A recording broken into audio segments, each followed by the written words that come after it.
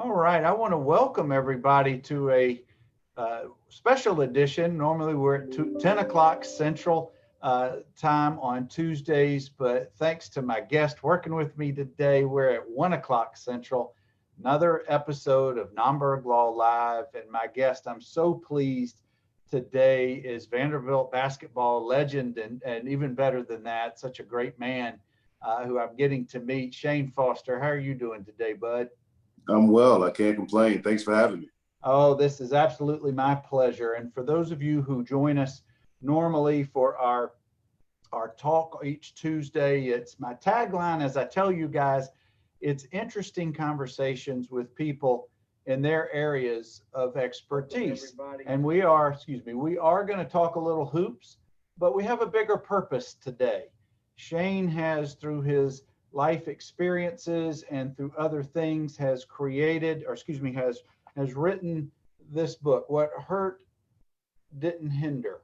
And we're going to get into that in a few minutes. But Shane, there may be folks who haven't caught up with you lately. They may have last heard or followed you when you were playing professional basketball, which I know you've been retired for a few years.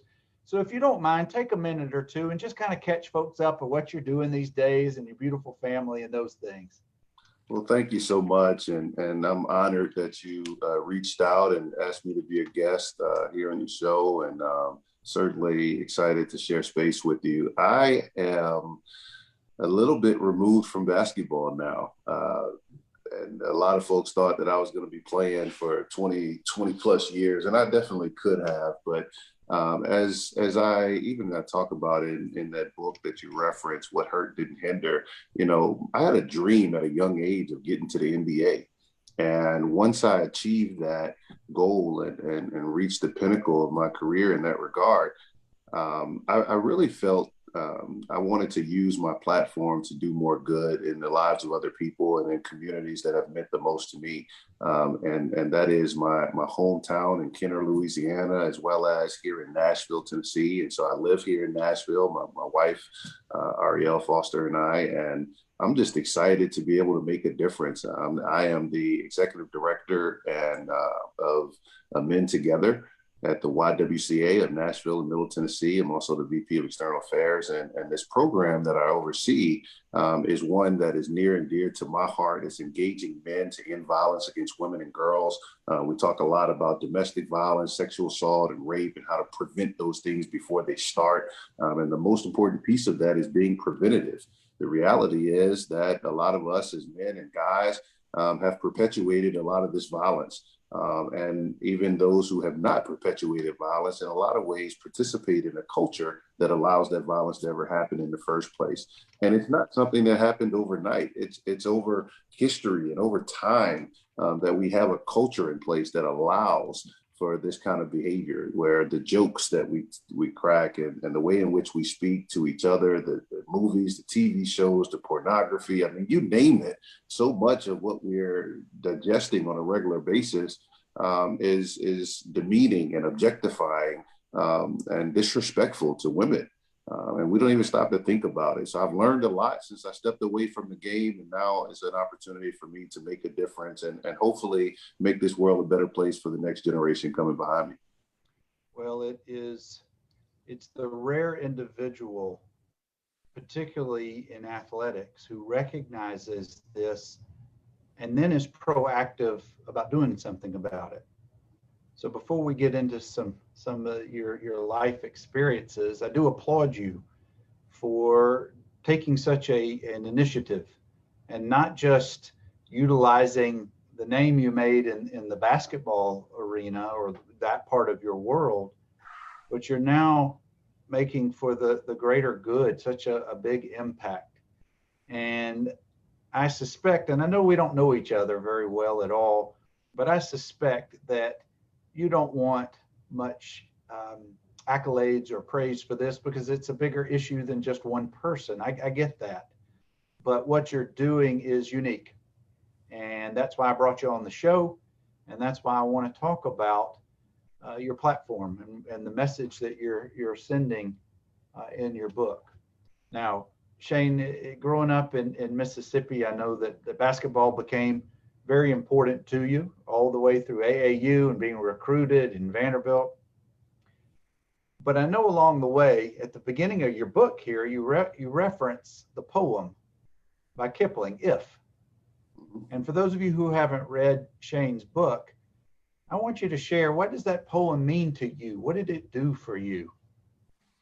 Well, as a young child, it was about, understanding who I was as a young man, and having had a father who was very intentional about teaching me, about being an example for me, and making sure that I understood what was important, not only as it relates to my life, but the people that I had a chance to spend time with. And in that poem, it talks about, if you're able to do this, if you're able to do that, if you're able to understand that life is much bigger than you, if you're able to treat people with dignity and respect, if you're able to be a man of character, if you're able to put aside the things that don't matter and be able to discern the things that you actually can change. But most importantly, if you can be consistent in who you are, be someone that others can depend on, that others can use as an example of how they're supposed to go about their lives. If you can just be strong from the standpoint of,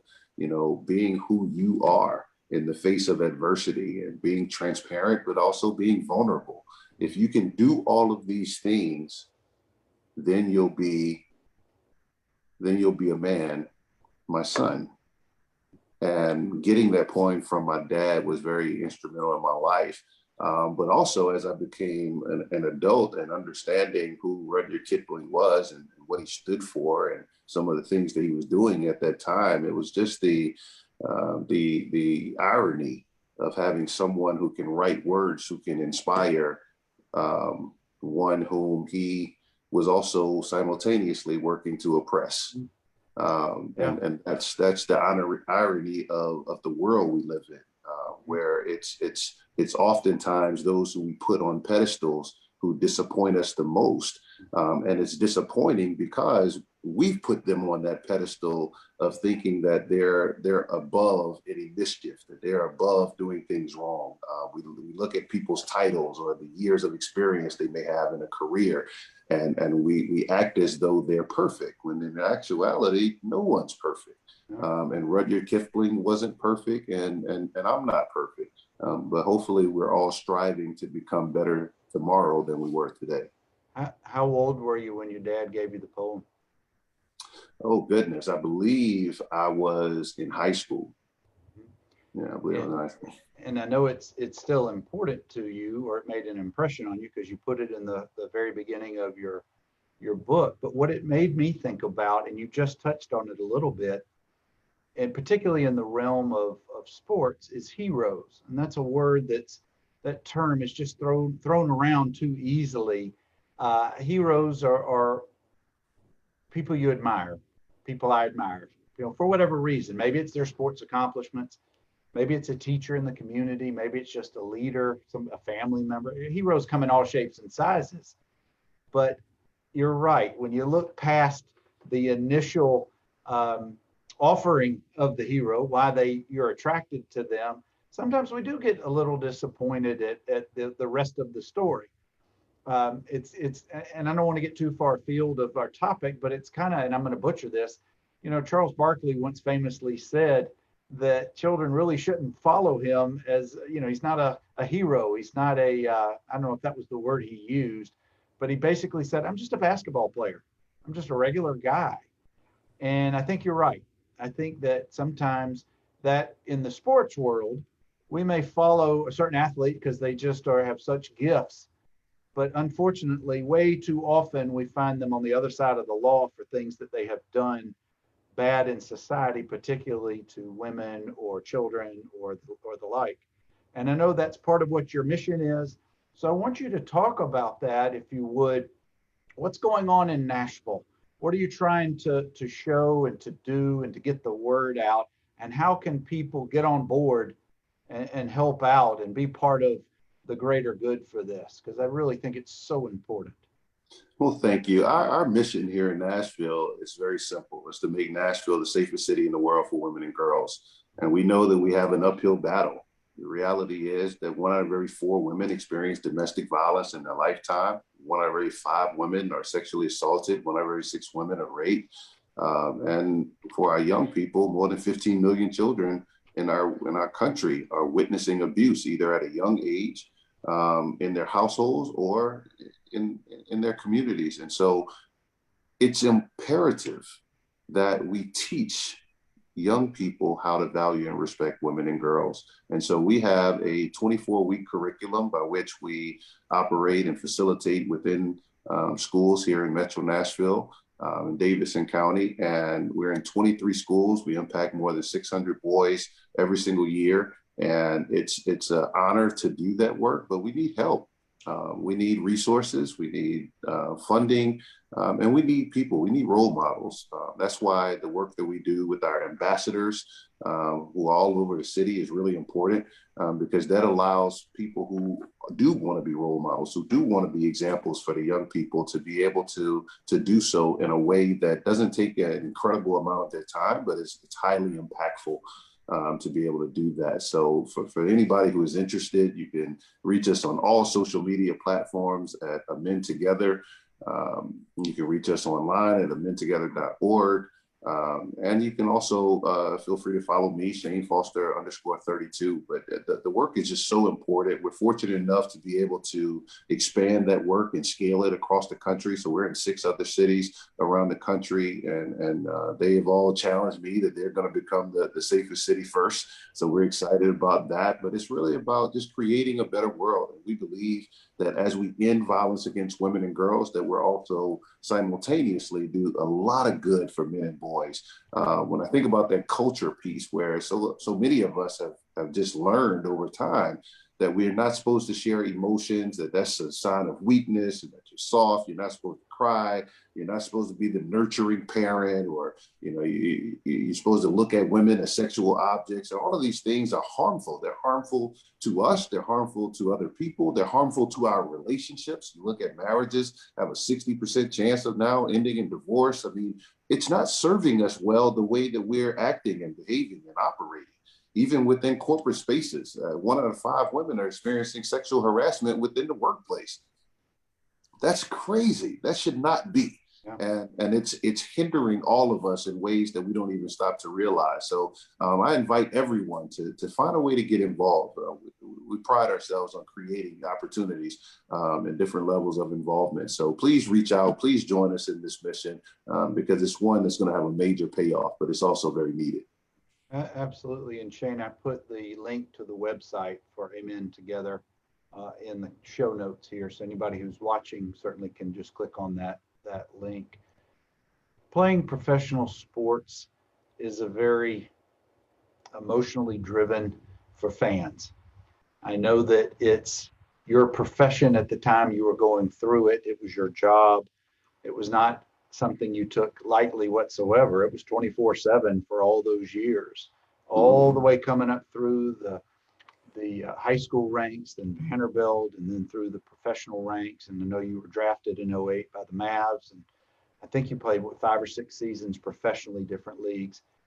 But historically, it's a male-dominated sport, of course. It's men's basketball.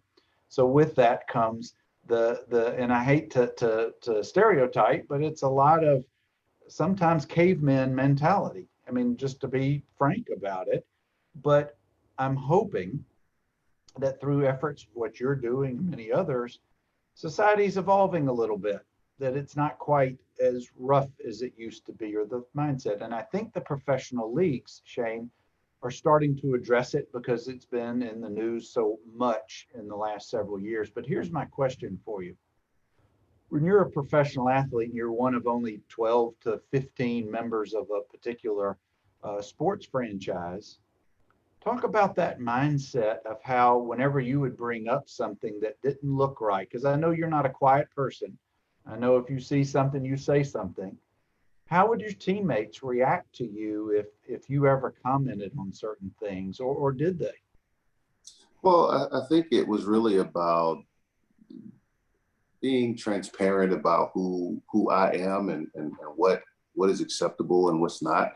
And certainly I'm not perfect and haven't been perfect in my life.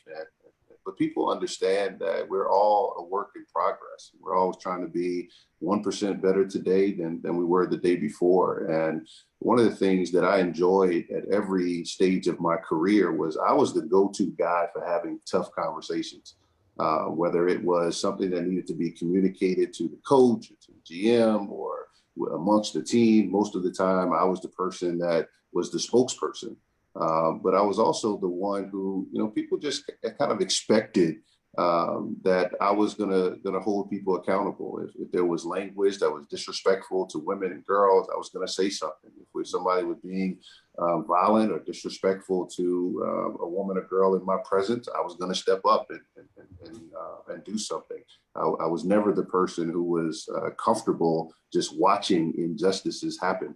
That's just not me. It's not my personality. People kind of respect that. And also, I have an old soul. I was raised the first 6 years of my life by my grandparents. And so I have a level of comfort with speaking with individuals who are in positions of power. But I also have a lot of wisdom based on my life experiences and what I've gleaned from others in my life. So people tend to lean on me for that. And so the same was true in athletics. But I'll tell you that as we continue to get older, it's those same teammates that they respected me and they respected what I was trying to get them to do. They knew it was the right thing to do, but maybe at that particular time, they were more about living their lives. And certainly there were points in my life where it was more important for me to live my life as well. But as we get older, and especially around the work that I'm doing now, and they have families and kids of their own, those things that we talked about, even on the basketball court or in the locker room or in practice, come back to their memory. And they're proud to be associated with me or to be associated with the work that we do.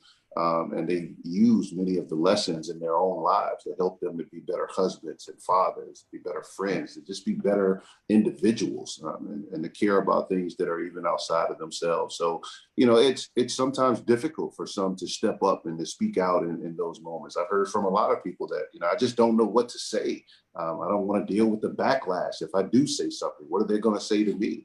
But I always look at the consequences of not saying anything.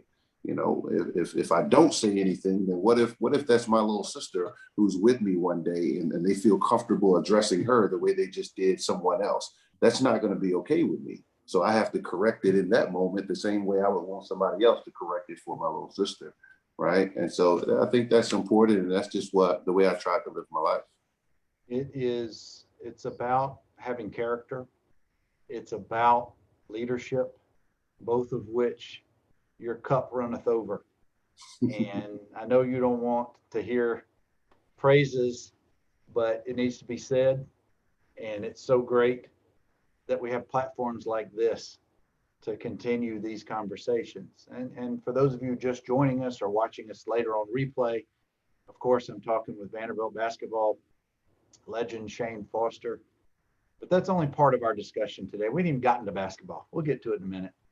But we're talking about the greater good. We're talking about what Shan is doing in the community. And now I want to talk about going home. Shan, I want to talk about, I suspect when you go home, when you see your family, go back to Mississippi or Louisiana, wherever they may be at different times, are you just Shane or are you Shane when you get home? How do they treat you when you get home? Well, it depends. One of the things that was interesting about writing this book, What Hurt Didn't Hinder, is I interviewed my family.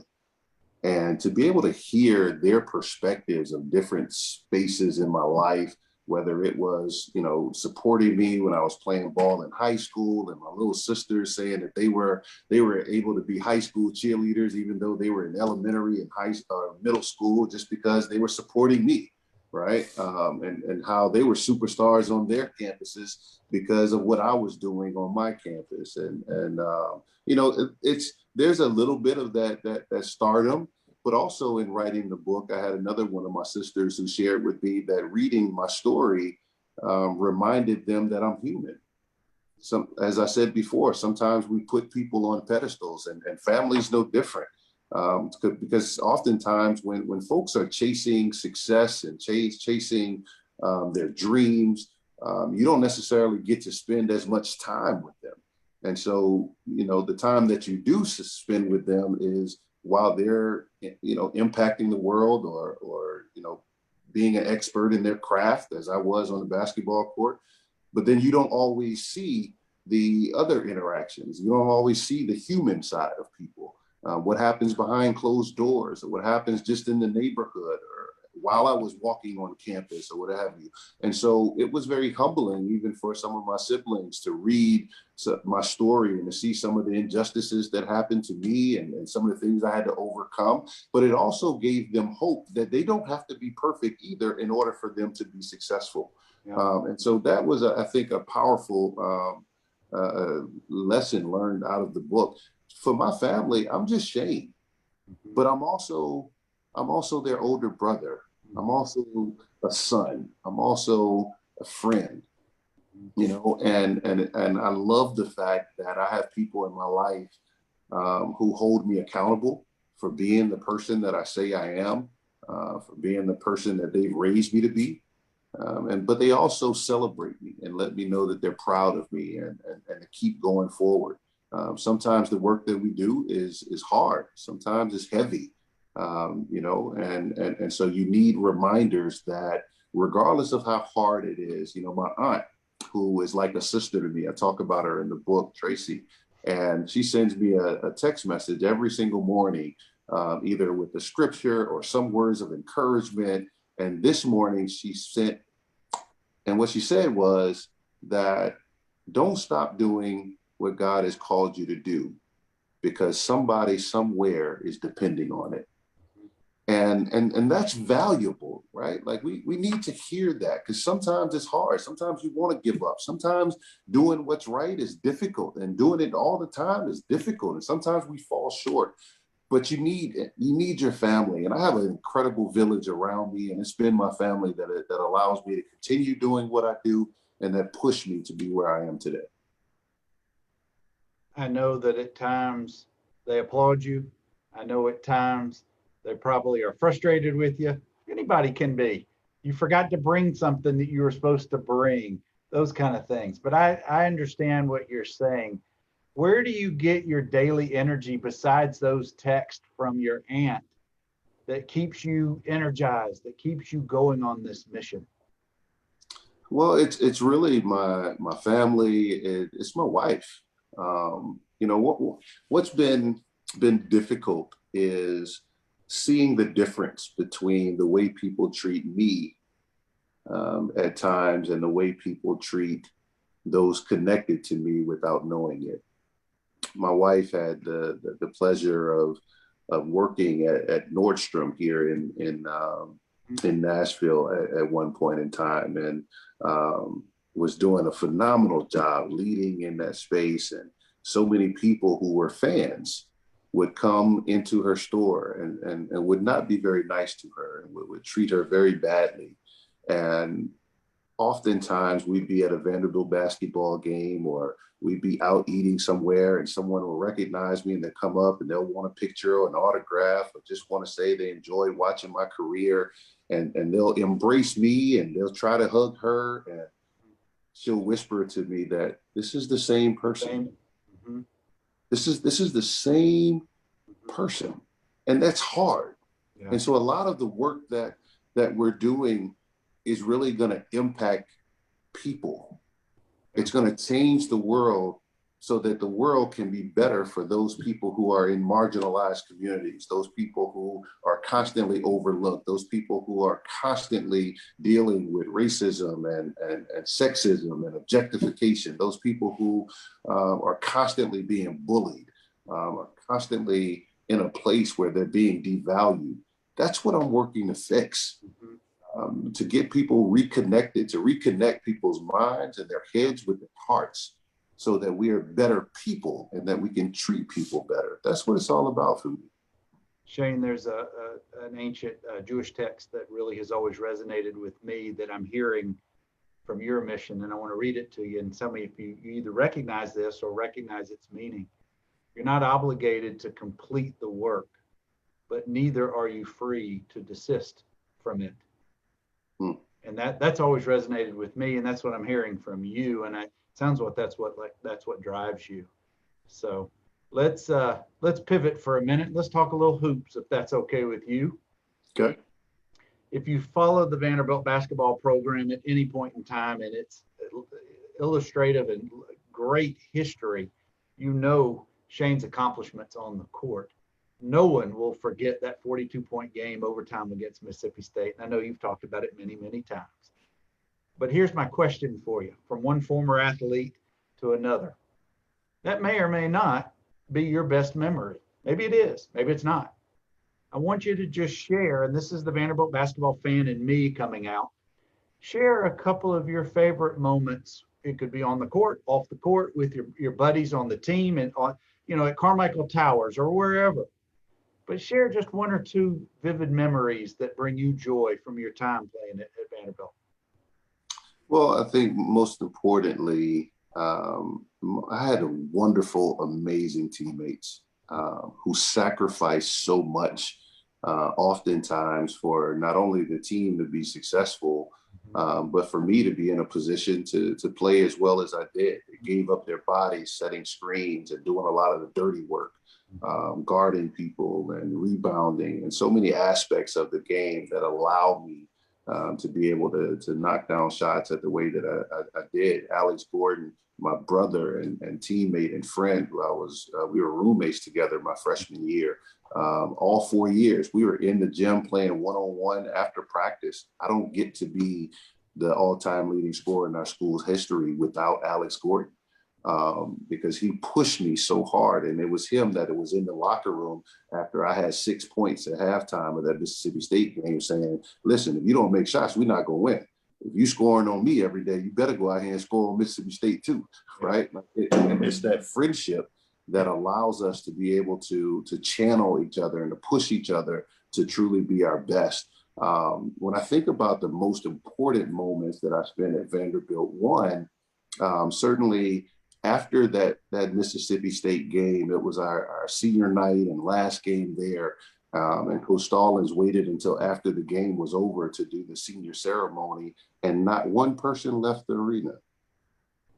That was special.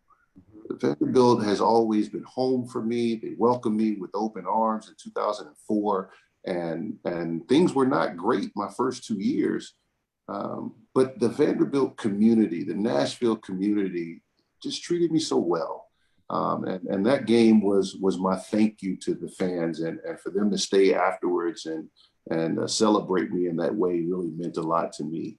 The other memory I would have is when we were playing the University of Tennessee, when they were the #1 team in the country, and it was snowing, and I was driving to Memorial Gym, and there was a line outside in the snow wrapped around the gym. To have that kind of support and to literally sell out every single home game with standing room only, it just gave me a sixth man on the court.